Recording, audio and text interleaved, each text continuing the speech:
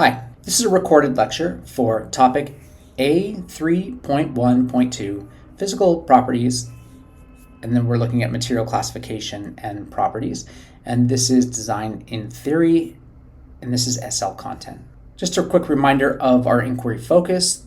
How do material properties and classifications aid material selection for a specified manufacturing process or for products? From the IB, you need to understand that physical properties include aspects of a material that can be measured and observed without changing it in any way. So all of these physical properties we're going to talk about today, you can understand and measure them without doing any sort of destructive testing, and we'll talk about that in a second. You must be able to explain density, thermal expansion, thermal conductivity, melting point, electrical resistivity, and electrical conductivity. So physical properties, just a reminder, we looked at this in the last video. Physical properties are any properties that are measurable and describes a state of materials, including density, thermal expansion, thermal conductivity, melting point, electrical resistivity, and electrical conductivity. These properties tend to be the characteristics of materials that can be identified through non-destructive testing. The first property that we're going to look at is density, and density is mass per unit volume of a material. Its importance lies in the portability of a product, its weight and size. Design contexts include things like food packaging, because prepackaged food is sold by weight and volume, and packing foams. It's measured in things like kilograms per cubic meters or grams per cubic centimeters. You can see here, these are density cubes, and so these all have the same volume. So these are all, I don't know what they are, but I'm guessing they're probably 8 cubic centimeters. And they're all going to have different masses because they're, of course, made out of different materials. And when we talk about mass, mass is the amount of matter in an object. And so essentially, something that has a higher density is going to have more mass in the same volume than something that has less density. So it'll simply have less stuff or less mass in a particular volume. You can see this here when we talk about gases, liquids, and solids. Gases have a lower mass per unit volume than a liquid as compared to a solid. You can look at this. Density has some properties, like, for instance, these are just classic density type things. Less dense things float in more dense things. So if you look at this Goodyear blimp, which is probably filled with helium, helium takes up less space than the air around it for the same amount of volume, and therefore it can float. Hot air, like in this hot air balloon, it has less mass in the same amount of volume of air that's around it, and therefore it will float in air. We really want to pay attention to density when we're designing our products, because if you're designing something that needs to be light, you're going to want to pick materials that are less dense than if you're designing something that you want to actually be heavy. If you watch this video at the beginning, we sometimes will actually design products that have more weight, so higher density materials, because it has a nicer feel in the hand. It makes it more weighty, and therefore something that we would actually want to buy as compared to something that is lighter, which feels cheaper. Mass relates to the amount of matter that's contained in a specific material. It's often confused with weight, and it's understandable as we use kilograms to measure it. Mass is a constant, whereas weight may vary depending upon where it's being measured. Usually it's measured in kilograms or grams. So when we're talking about mass, we're talking about how much stuff is in an object as compared to weight, which is actually the pull of gravity on a mass. There's less gravity on the moon, and therefore you weigh less on the moon. We'll talk more about that in a minute. So this is what mass is. It's the amount of matter within a specific material. Volume is the quantity of three-dimensional space enclosed by a boundary, for example, the space that a solid, liquid, or gas or shape occupies or contains. Usually it's measured in liters. We might measure it in cubic meters, or we might measure it in cubic centimeters. And, of course, the exponent 3 right here has a special name. It's called a cube. So when we're talking about volume, if we're talking about the volume of a cube, you're going to multiply the length times the width times the height, and that will give you the volume of a cube. Weight relies on mass and gravitational force to provide a measurable value. Weight is technically measured by a force, which is the Newton. A mass of 1 kilogram is equivalent to about 9.8 newtons on Earth. So roughly 1 kilogram is about 10 newtons. But don't confuse them. When we're talking about weight, we are actually talking about something that has a pull of gravity on it, not the amount of matter, which is what mass is. So mass is not weight. The next vocabulary term we're going to pay attention to is thermal expansion. So this is a measure of the degree of increase in dimensions. So this could be length, area, or volume when an object is heated. And we really want to pay attention to this in design contexts where we have objects that are going to go through different temperature changes. If you have something that's going to be heated, you need to take into account the fact that it's going to expand, or something that's going to be cool to the point where it's going to contract. And so you really need to pay attention to that. This is an example. This is a bridge right here, and bridges, as they heat up during the day, they're going to expand, and if they cool overnight, they're going to contract. And you have to build in these expansion joints, otherwise the bridge will buckle when it expands or pull apart when it contracts. This is just a classic scientific apparatus. It's the ball and ring, and when you heat the ball, it will not fit through the ring, but when the ball is cool, it will fit through the ring because the ball will expand when it's heated and it will contract when it is cooled. Thermal conductivity is the measure of how fast heat is conducted through a slab of material with a given temperature difference across the slab. So this is a Bunsen burner, and when we heat a piece of material, the molecules in the material will move faster, and so they are going to transfer heat along, and we want to pay attention to this.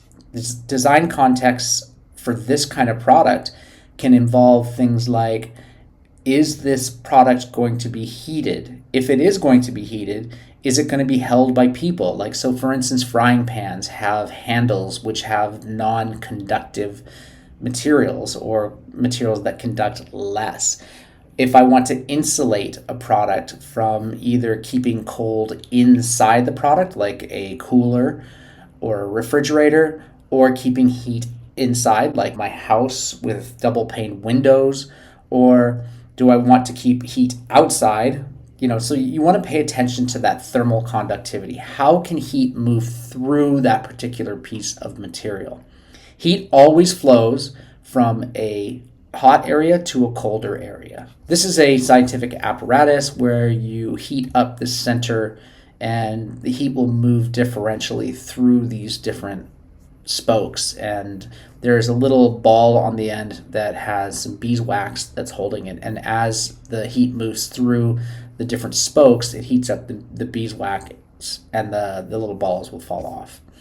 But that shows the thermal conductivity of different materials. And of course, some materials conduct heat differently. Some can conduct heat better, some conduct heat worse, and so it just depends on the particular materials. Here's some examples of those materials. So these are excellent thermal conductors. This one was a bit of a surprise to me, but apparently diamond is quite a good heat conductor. So I did not know that. Silver is probably the metal that is most conductive, and so it is, great if you want to transfer heat well, but it's quite expensive. Copper is quite good, and so you actually see copper used quite often in cookware and heat sinks and electronics and things like that because it is a good conductor of heat. Gold is also a good conductor of heat, but again, quite expensive. Aluminum's quite lightweight and a good conductor of heat. Tungsten is used in high temperature applications like aerospace and defense because it's got a high melting point, but it's also a good conductor of heat. Graphite is also a good conductor of heat, and these are some non-metals and a couple other metals that are good at conducting heat. So you want to pay attention to that. But of course you want to pay attention to the opposite, which is when heat is not conducted. So there are things like rubber, glass, and plastics and things like that that are worse at conducting heat. We'll talk about melting point. Melting point is the temperature at which a material transforms from a solid to a liquid. So, of course, what you probably think of when you think of melting is like an ice cube melting. Here's some different melting points.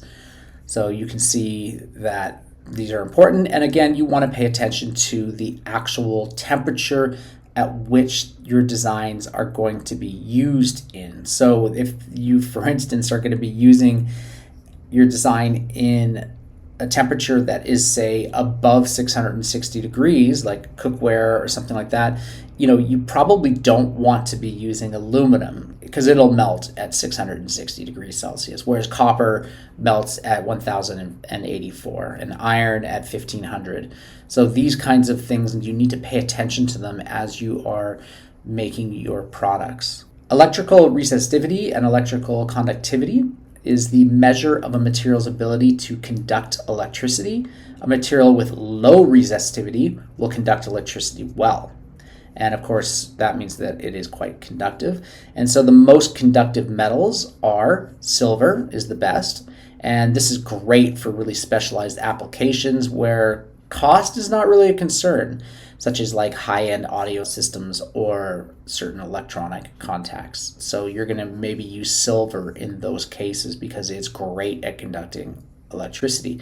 But something like copper is what is mostly used because it's highly conductive and much more affordable than silver and gold. And it's one of the most common metals for electrical wiring in homes and appliances. Gold is highly conductive and valued for its corrosion resistance and stable contact resistance.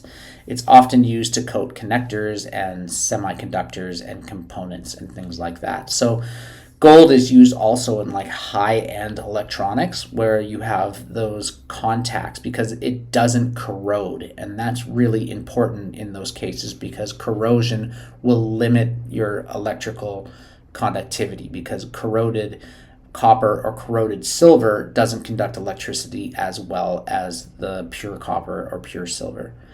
So you would maybe use gold in those cases where you might have the chance of corrosion, and that might make a big difference. Here's some good electrical conductors. We've got silver, gold, copper, steel. Seawater is interesting because seawater actually has quite a lot of salt in it, and so it conducts electricity well.